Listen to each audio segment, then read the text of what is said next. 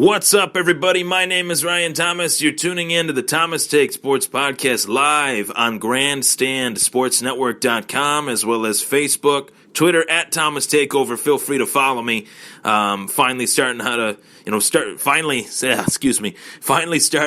to figure out how to use that after a few years, and as well as subscribe to the Thomas Take Sports Podcast YouTube channel by searching the Thomas Take Sports Podcast. I'm Ryan Thomas, back again.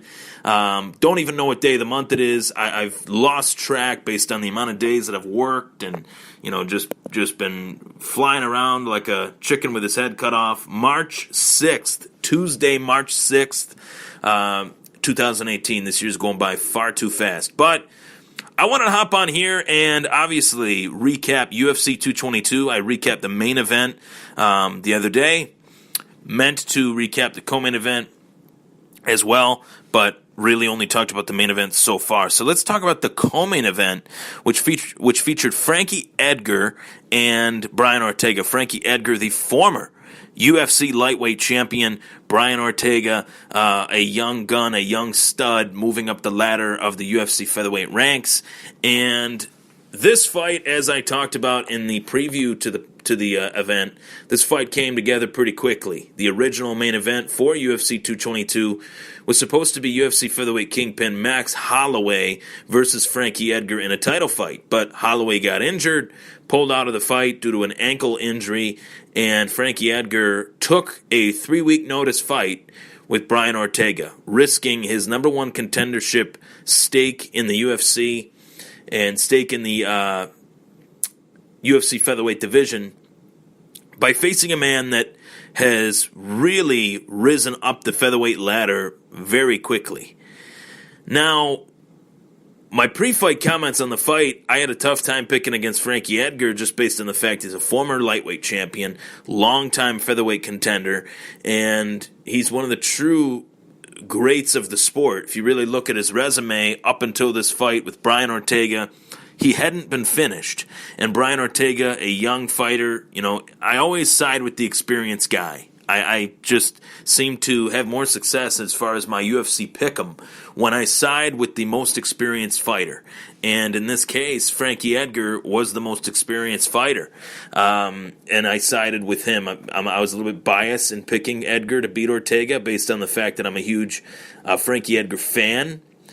But I was almost right. And when I say I was almost right, I literally was almost right. From the early onset of the fight, Frankie Edgar did everything that he needed to do. He looked like he was doing very well, moving side to side, doing his Frankie Edgar, bread and butter that has led him to the career that he has had so far. But Brian Ortega just waited patiently, waited to throw 2 punches, a right hook, I believe, and then a right-hand uppercut, which was right down the pipe, lifted Frankie Edgar off the canvas, crumbling to the canvas, and Ortega was able to follow up with one hammer fist before the referee stepped in and stopped it, which I was very thankful that referee, for once, was in the right position. And, I'll get to that, a little bit later in terms of the Hector Lombard CB Dalloway fight. The ref just was not in the right position. We'll just leave it at that for the sake of the co-main event. So, Frankie Edgar, his first loss via finish in his entire UFC career, which is a truly remarkable fact that this man had never been finished. He's fought the best of the best, the who's who in the world of mixed martial arts, and he had never been finished.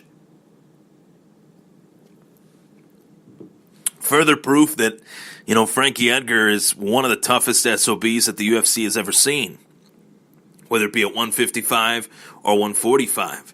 But I have to admit, after watching that fight and seeing Brian Ortega win, who I do like as well, I really like Brian Ortega, great guy. He seems like a well-spoken individual and really represents himself and the sport very well. I thought to myself, well, this is it then. I mean, we're in a new era of the UFC featherweight division. Max Holloway versus Brian Ortega is now the fight, being that Frankie Edgar put his number one contender stake on the line versus Ortega, and he lost. So it's now time to revert to a new era and look at Max Holloway versus Brian Ortega. Hopefully that fight could be booked in Hawaii. Hopefully that could happen in Holloway's backyard, his native backyard. It'd be great for the UFC.